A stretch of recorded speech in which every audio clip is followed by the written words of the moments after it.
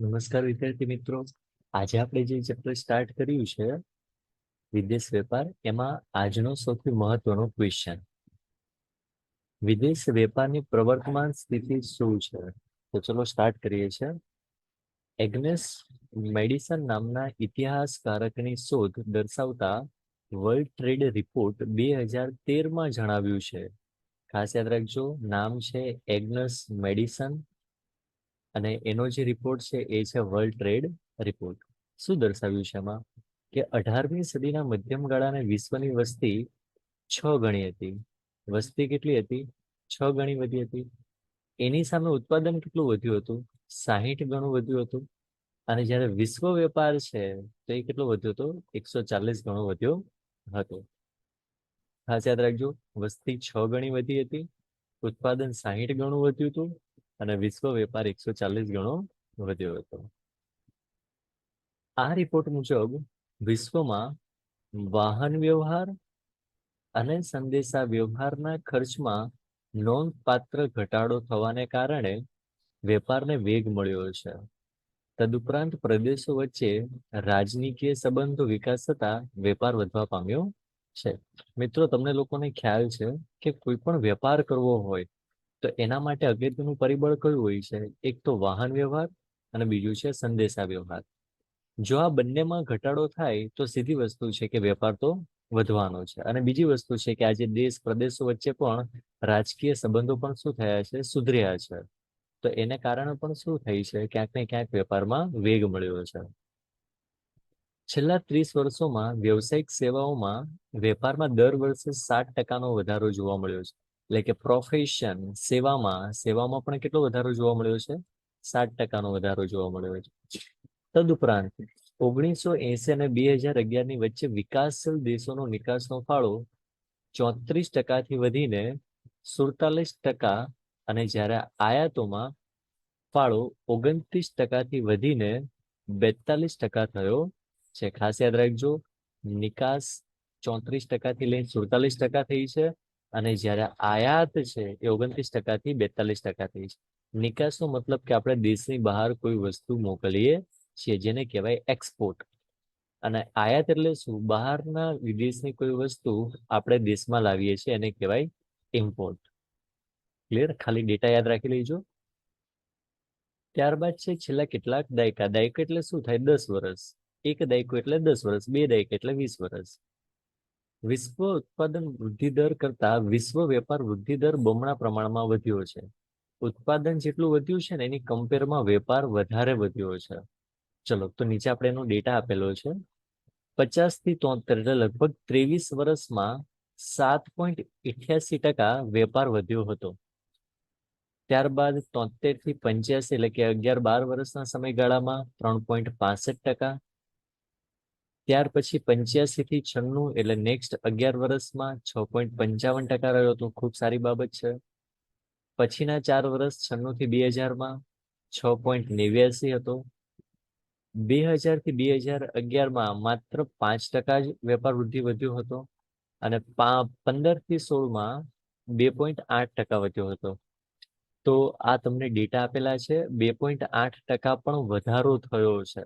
બરોબર છે? તો એ સારી બાબત જ છે આપણા માટે. એટલી કઈ ખરાબ બાબત નથી. સીધી વસ્તુ છે કે છોકરાને 60% આવે છે, પછી એના 67% આવે છે, એટલે 7% વધે છે. પછી 67% છે પણ એમાં 3% વધે છે, તો 70% થાય છે. એટલે પેલા 7% વધ્યા હતા, હવે 3% વધ્યા છે. પણ ઓવરઓલ રિઝલ્ટ તો શું મળે છે એનું?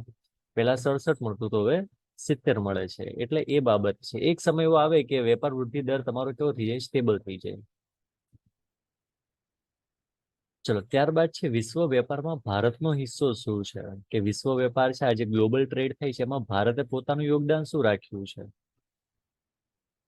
વિશ્વ વેપારનું કદ અને વૃદ્ધિનો દર જોતા ભારતનો વિશ્વ વેપારનો હિસ્સો કેવો છે? ખૂબ નાનો છે.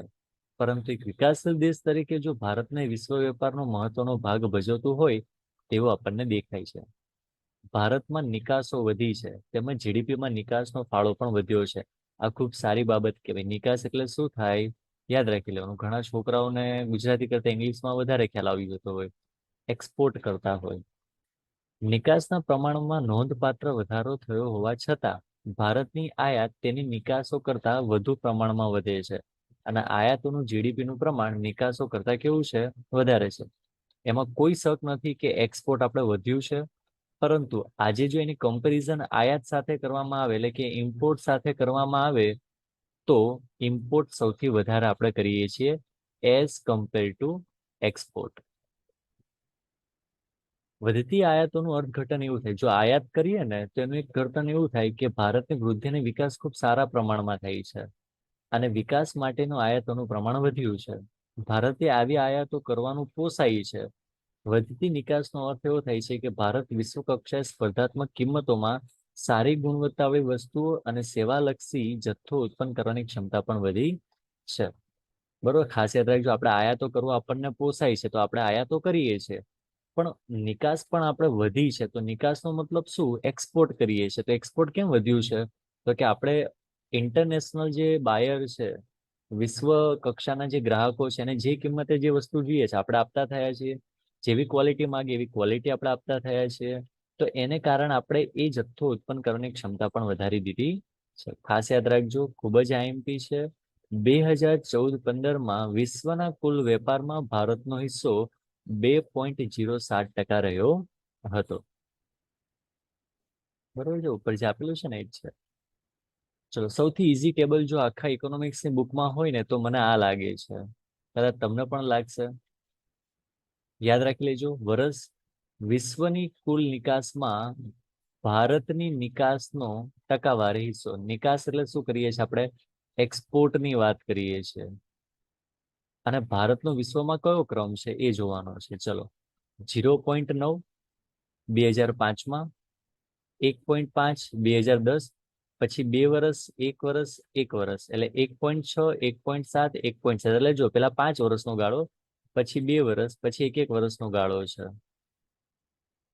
તો સામે અહીંયા કેટલું છે? 0.9 છે. પછી કેટલો? 1.5, 1.6, 1.7, 1.7. પછી જો સ્ટેબલ થઈ ગયું છે, 29% હતું. પછી કેટલું રહ્યું છે? 19%. પછી 19%. પછી 19%. પછી 19%. 19% તો ના બોલે, પણ 19મો ક્રમ બોલાય આપણે. બરાબર, પેલા 19મો નંબર હતો, 29મો નંબર હતો, પછી 19મો નંબર, પછી 19મો નંબર, પછી એટલે કે તમને થાય કે સર આમાં કેમ કોઈ ચેન્જ આવ્યું નથી? તો ન આવે. એનું કારણ છે કે તમે વર્ષે વર્ષે કેલ્ક્યુલેટ કરો તો એમાં કોઈ પરિવર્તન આવે નહીં. હા, તમે કોઈ લાંબો ગાળાનું વર્ષનું કરો, 10 વર્ષ અથવા 20 વર્ષે, તો આમાં તમને કંઈક ચેન્જીસ દેખાય કે આ તો એક ક્રમ નીચે જાય અથવા તો એક ક્રમ ઉપર જાય. પણ આ તો દર વર્ષે કરો તો માઇનોર ચેન્જીસ આવે. ક્લિયર? ચલો, તો આજના સેશનમાં મિત્રો ખાલી આ જ સમજો તમે, વિશ્વ વેપારમાં ભારતનો હિસ્સો કેટલો છે, અને બીજો પ્રશ્ન હતો વિદેશ વેપારમાં પ્રવર્તમાન સ્થિતિ ભારતની શું છે, અને વિશ્વ વેપારમાં પણ કેવી વર્તમાન સ્થિતિ છે, કે આજે લોકો કેટલું ટ્રેડ કરી રહ્યા છે. ક્લિયર? તો બસ મિત્રો, આજના સેશનમાં ખાલી વિદેશ વેપારની પ્રવર્તમાન સ્થિતિનું ટેબલ અચૂક કરજો, અને જોડે જોડે વિશ્વ વેપારમાં ભારતનો હિસ્સો જ્યાં જ્યાં તમને ડેટા આપેલા છે, આંકડા આપેલા છે, એ જરૂરથી તમે યાદ કરી લેજો. Thank you.